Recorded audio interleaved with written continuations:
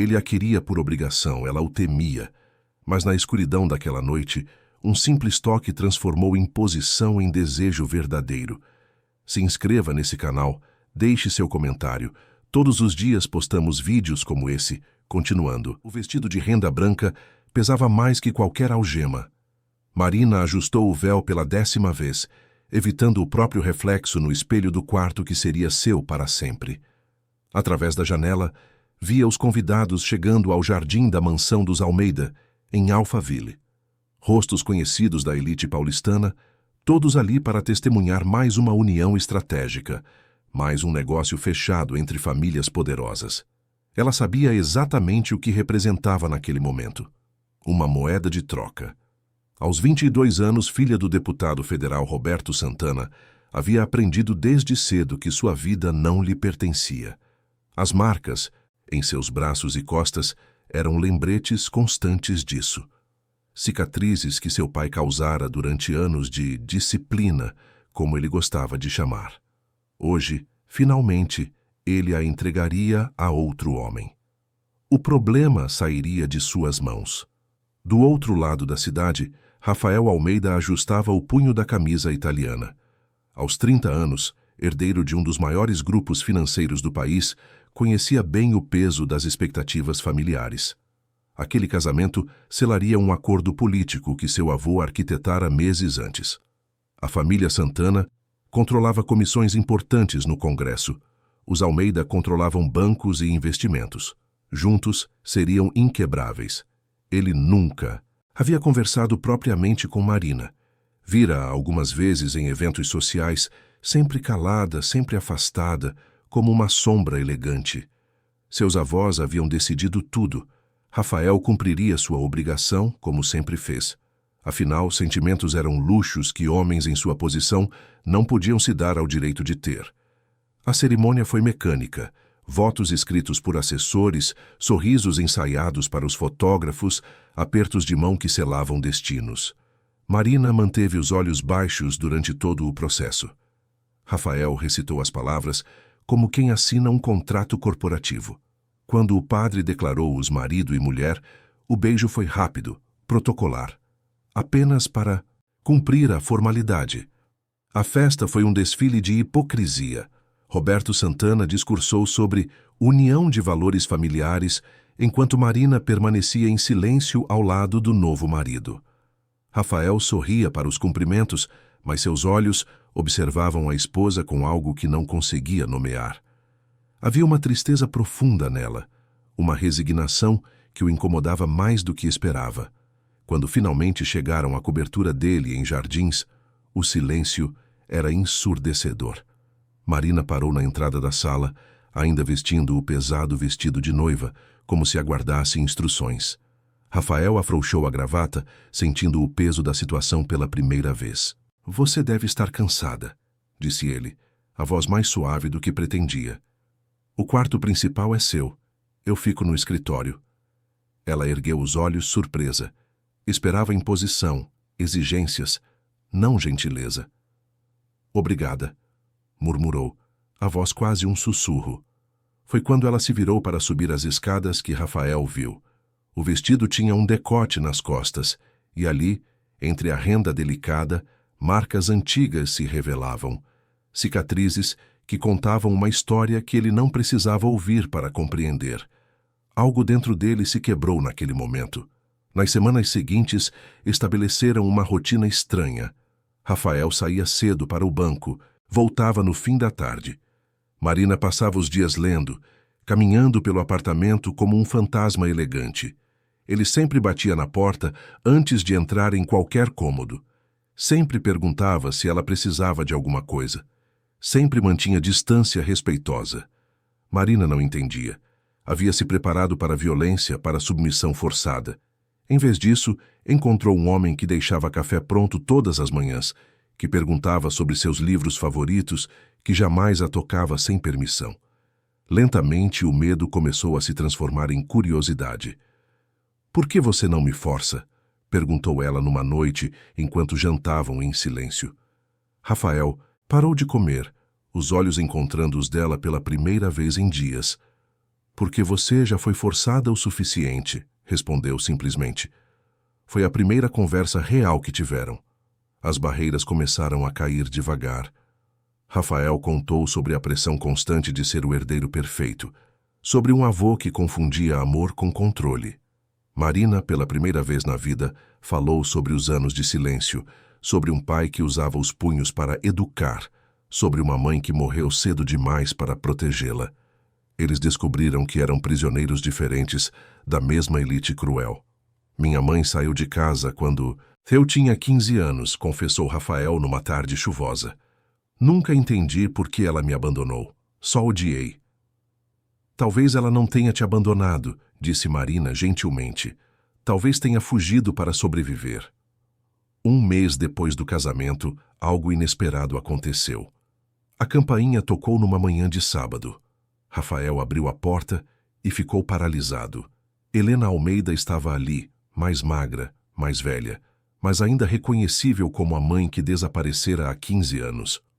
Preciso falar com vocês dois, disse ela, a voz trêmula.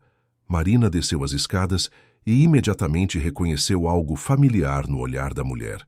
Era o mesmo olhar que via no espelho todos os dias, o de alguém que sobreviveu a algo terrível. Helena entrou no apartamento como quem pisava em território sagrado. Seus olhos percorreram cada detalhe, procurando vestígios do filho que abandonara. Eu não o abandonei, começou ela, como se lesse os pensamentos de Rafael. Eu escapei, seu avô. Ele não era apenas controlador com negócios, era violento em casa também. Comigo, com vocês, quando pequenos. Rafael tentou protestar, mas as lembranças começaram a emergir. Noites de gritos, portas batendo, medo constante. Levei anos para juntar coragem. Quando finalmente sai, pensei que vocês ficariam melhor, sem mim. Estava errada, mas eu não conseguia mais viver naquele inferno. Ela se virou para Marina, e as duas mulheres se reconheceram imediatamente. Você tem o mesmo olhar que eu tinha, disse Helena gentilmente. O olhar de quem aprendeu a se esconder para sobreviver. Marina sentiu lágrimas que não derramava há anos. Depois que saí, continuou Helena, conheci outras mulheres como nós. Fundei um grupo de apoio. Depois, virou uma fundação. Ajudamos mulheres a reconstruir suas vidas, a encontrar sua voz novamente. Vim aqui porque vocês duas precisam saber que não estão sozinhas. Rafael olhava entre a mãe e a esposa, finalmente compreendendo o fio invisível que as conectava. Marina, pela primeira vez desde o casamento, sentiu algo parecido com esperança. Vocês gostariam de conhecer nosso trabalho? Perguntou Helena. Marina olhou para Rafael. Ele assentiu, os olhos brilhando com uma compreensão nova. Sim, respondeu Marina, a voz mais firme do que havia sido em anos. Gostaríamos muito. Naquela tarde, Helena levou-os a uma casa no Jardim Europa, que funcionava como sede da Fundação Renascer. Lá, Marina conheceu mulheres de diferentes idades e origens, todas unidas por histórias similares. Histórias de violência, silenciamento, mas também de superação. Pela primeira vez na vida, Marina não se sentiu sozinha em sua dor. Enquanto as mulheres conversavam, Rafael observava a esposa com admiração crescente. Via como ela ouvia atentamente cada relato, como oferecia palavras de conforto, como seus olhos brilhavam com uma vida que ele nunca tinha visto antes. Na volta para casa, Marina segurava a mão dele pela primeira vez. Não por obrigação, mas por escolha. Obrigada, disse ela. Por quê? Por me deixar ver que posso ser mais do que uma vítima. Rafael apertou a mão dela, sentindo algo novo nascendo entre eles. Não era mais um casamento arranjado.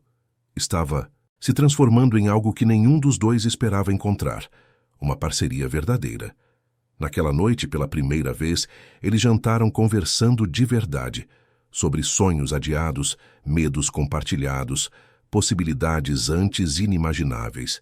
E quando Marina sorriu, um sorriso genuíno, livre, Rafael sentiu seu coração acelerar de um jeito que nenhum negócio jamais havia causado.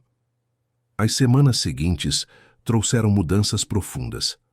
Marina começou a frequentar regularmente a fundação, primeiro como observadora, depois como voluntária ativa. Ela organizava oficinas de capacitação profissional, ajudava mulheres a escrever currículos, ouvia histórias que ecoavam sua própria experiência. Rafael, por sua vez, começou a questionar estruturas que sempre aceitara como normais. Via como o mundo dos negócios reproduzia padrões de dominação que espelhavam a violência doméstica.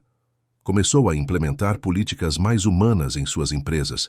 Criou programas de apoio a funcionárias vítimas de violência. Eles estavam se transformando individual e conjuntamente. E por baixo dessa transformação, algo mais íntimo também crescia.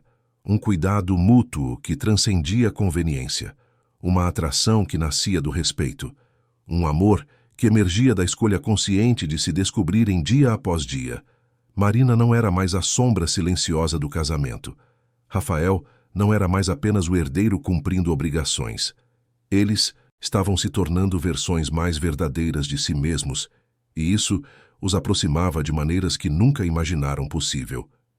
3 meses depois, Marina não era mais a mesma mulher que se casara em silêncio. Sua participação na Fundação Renascer havia despertado uma liderança natural que surpreendeu até ela mesma. Suas ideias para expandir o programa de capacitação profissional chamaram a atenção da mídia especializada. Convites para palestras começaram a chegar. Seu nome apareceu em listas de jovens lideranças sociais, e isso incomodou pessoas que preferiam que ela permanecesse invisível. Uma mulher casada há poucos meses já quer ser protagonista? Sussurravam nos salões da elite. Que tipo de educação o Rafael está dando para a esposa? Questionavam outros. As críticas vinham especialmente de mulheres da mesma classe social, que viam em Marina uma ameaça ao status quo silencioso que todas haviam aceito. Mas foi quando chegou a carta que tudo mudou de configuração. Marina estava organizando documentos da fundação quando Helena apareceu em sua mesa, segurando um envelope oficial. "Chegou hoje", disse ela, os olhos brilhando. "É um convite do Ministério da Mulher. Querem que você se candidate a uma vaga no Conselho Nacional de Políticas Públicas para Mulheres em situação de vulnerabilidade." Marina abriu o envelope com mãos trêmulas. Era real, oficial. Uma oportunidade de impactar políticas públicas em nível nacional, algo que poderia mudar a vida de milhares de mulheres. "Mas, Marina", continuou Helena, a voz mais baixa, "você precisa saber que aceitar isso significa se posicionar contra muitos interesses da elite, incluindo alguns ligados à família do Rafael." Marina sentiu um frio na barriga. "O que você quer dizer?" "O grupo financeiro dos Almeida tem contratos milionários com o governo federal, especialmente na gestão de fundos públicos que deveriam ir para programas sociais. Se você aceitar essa posição, vai estar fiscalizando exatamente esse tipo de operação." Naquela noite, Marina guardou a carta na bolsa, decidida a conversar com Rafael. Ele estava no escritório, analisando relatórios, quando ela entrou. "Preciso te mostrar uma coisa", começou ela. Mas antes que pudesse falar, Rafael a interrompeu. "Na verdade, eu preciso te contar algo primeiro." Ele parecia nervoso, evitando o olhar dela. "Recebemos uma correspondência oficial hoje, para você. Eu a abri porque pensei que fosse algo administrativo do nosso casamento." Marina sentiu o sangue gelar. "Que correspondência?" Rafael suspirou fundo, puxando uma gaveta. De lá, tirou a mesma carta que Marina tinha na bolsa. "É sobre um convite para um conselho governamental", disse ele, ainda sem olhar para ela. "Marina, você não pode aceitar isso." "Por quê?" A voz dela saiu mais fria do que pretendia. "Porque vai colocar nossa família em risco. Esse conselho tem poder para investigar nossos contratos com o governo. Se você aceitar, vão achar que é conflito de interesse.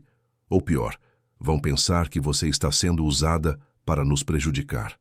Marina olhava para ele com uma expressão que Rafael não conseguia interpretar. "Você abriu minha correspondência e decidiu por mim. Eu estava tentando te proteger, mentindo para mim." A voz dela subiu. "Escondendo oportunidades de mim, decidindo o que é melhor para a minha vida sem nem me consultar." "Marina, Você não entende como esse mundo funciona. Entendo perfeitamente, ela explodiu. É exatamente assim que funcionava com meu pai. Alguém sempre decidindo o que era melhor para mim, sempre me protegendo de escolhas que eram minhas por direito.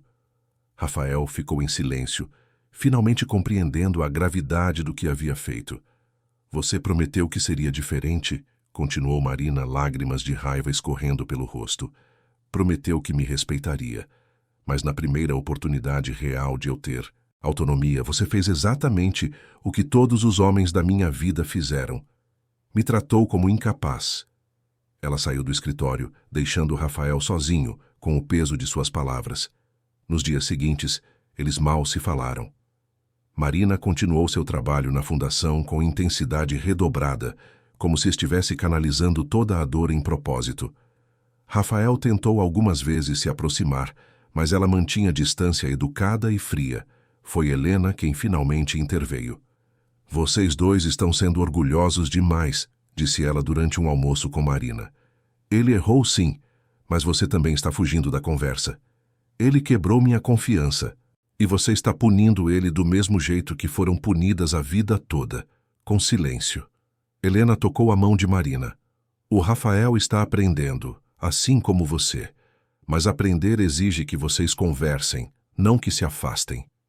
Naquela mesma semana, chegou o momento que Marina mais temia. O jantar beneficente anual da elite paulistana.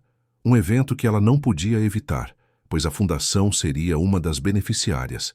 Rafael e Marina teriam que ir juntos, manter as aparências, fingir harmonia. O salão do clube hípico estava deslumbrante, mas Marina sentia-se como se estivesse caminhando por um campo minado. Todos a observavam, sussurrando comentários sobre sua atuação na fundação, sobre suas aparições na mídia. Foi quando viu uma figura familiar se aproximando que seu estômago se contraiu. Roberto Santana vinha em sua direção, sorrindo aquele sorriso calculado que ela conhecia desde a infância. Minha querida filha, disse ele, alto o suficiente para que outros ouvissem. Que orgulho ver você se dedicando a causas sociais. Sempre soube que você faria algo especial. Marina o encarou, sentindo uma força nova correndo por suas veias. À sua volta, pessoas pararam para observar a interação entre pai e filha. Orgulho? Ela repetiu, a voz clara e firme. Do homem que me vendeu como moeda de troca, do pai que me silenciou a vida toda. O salão começou a silenciar gradualmente. Roberto tentou rir como se ela estivesse fazendo uma piada. Marina, querida, não é hora para... Não é hora para quê? Para a verdade? Ela deu um passo à frente. Por anos você me fez acreditar que eu não tinha voz, que minha vida não me pertencia, que eu era apenas um objeto para seus jogos políticos. As pessoas ao redor estavam claramente desconfortáveis, mas ninguém se movia. Mas sabe o que descobri? Continuou Marina. Eu sou o que restou depois do que você destruiu, e mesmo assim estou de pé. Mesmo depois de anos sendo silenciada, eu encontrei minha voz, e não vou mais calá-la para fazer você se sentir confortável. Roberto estava vermelho de raiva e constrangimento. Você está fazendo um escândalo. Estou dizendo a verdade. E se isso incomoda, talvez você devesse ter pensado nisso antes de me transformar em uma criança aterrorizada. Do outro lado do salão, Rafael observava a cena com os olhos cheios de lágrimas. Pela primeira vez ele via a verdadeira força de Marina. Não a mulher que ele tentara proteger, mas a guerreira que ela sempre havia sido, apenas esperando por permissão para emergir. Quando Marina se virou e caminhou para longe do pai, Rafael a seguiu. No jardim do clube, ela estava parada sob as estrelas, respirando profundamente. Você foi incrível, disse ele, a voz cheia de admiração. Marina se virou vendo nos olhos dele algo que nunca tinha visto antes. Respeito genuíno. Não pena, não proteção paternalista, mas admiração real por sua força. Rafael, eu... Não, ele a interrompeu. Deixe eu falar primeiro. Você estava certa. Eu fiz exatamente o que seu pai sempre fez. Decidi por você, achando que sabia o que era melhor. Mas a verdade é que eu tinha medo. Medo de quê? De que você não precisasse mais de mim. De que, se tornando forte e independente, você descobrisse que não queria ficar. Ele respirou fundo. Mas vendo você ali dentro, enfrentando seu pai, eu entendi uma coisa. Eu não quero uma mulher que precisa de mim por fraqueza. Eu quero uma parceira que escolhe ficar por amor. Marina sentiu as barreiras finais caindo. E sobre a carta do conselho? Perguntou ela. Aceite e mude o mundo. Eu vou estar ao seu lado, não como protetor, mas como parceiro. E se isso complicar nossos negócios, então talvez seja hora de repensar que tipo de negócios fazemos. Naquela noite, eles dançaram pela primeira vez como iguais, não como marido e esposa cumprindo obrigações, mas como duas pessoas que escolhiam estar juntas. E quando finalmente voltaram para casa, foi Marina quem iniciou o primeiro beijo verdadeiro. Não foi pressa ou urgência, foi reverência, foi escolha. Foi o reconhecimento de que o amor verdadeiro não nasce da necessidade, mas da liberdade de escolher ficar. Quando se amaram pela primeira vez naquela noite, foi como se fossem dois sobreviventes finalmente seguros o suficiente para baixar todas as defesas. Ele a tocou como quem pede permissão a cada gesto. Ela se entregou como quem decide e não como quem se rende. E na manhã seguinte, quando acordaram entrelaçados, Marina aceitou oficialmente o convite para o Conselho Nacional. Rafael, ao saber, apenas sorriu e disse: "Mal posso esperar para ver você mudar o país." Meses depois, a Fundação Renascer havia se expandido para 5 estados. Marina havia implementado políticas públicas que impactaram a vida de milhares de mulheres. Rafael havia reformulado as práticas da empresa, tornando-a pioneira em responsabilidade social. Juntos eles provaram que até os casamentos mais improváveis podem se transformar em amor quando construídos sobre respeito mútuo. No aniversário de 1 ano do casamento, eles renovaram os votos, mas desta vez as palavras foram deles, escritas com as próprias mãos, faladas com o próprio coração. "Você me ensinou que amar não é possuir, é libertar", disse Rafael. "Você me ensinou que sou digna de um amor que me vê inteira, cicatrizes e tudo", respondeu Marina. E quando se beijaram dessa vez, foi com a certeza de que haviam criado algo raro. Um amor que não diminui ninguém para existir. Um amor que faz duas pessoas crescerem, lado a lado, rumo a versões melhores de si mesmas. No jardim que Marina cultivara nos fundos da casa nova, longe dos apartamentos frios da elite, eles recebiam regularmente mulheres da fundação para chás e conversas. Helena, agora a avó escolhida de todos os projetos, sorria vendo o neto e a nora que havia se tornado uma filha real. "Vocês sabiam", disse ela numa dessas tardes, "que as flores mais bonitas crescem onde o solo já foi revolvido pela dor?" Marina e Rafael se olharam entendendo perfeitamente. Eles eram a prova viva de que amor verdadeiro não nasce da perfeição. Nasce da coragem de escolher todo dia ver beleza onde outros veem cicatrizes. Nasce da decisão de transformar contratos frios em compromissos do coração. E assim um casamento que começou como prisão se transformou na maior liberdade que 2 corações já conheceram. Porque descobriram que o amor real não controla, ele liberta. Não diminui, ele expande. Não aprisiona, ele ensina a voar sempre juntos, sempre livres.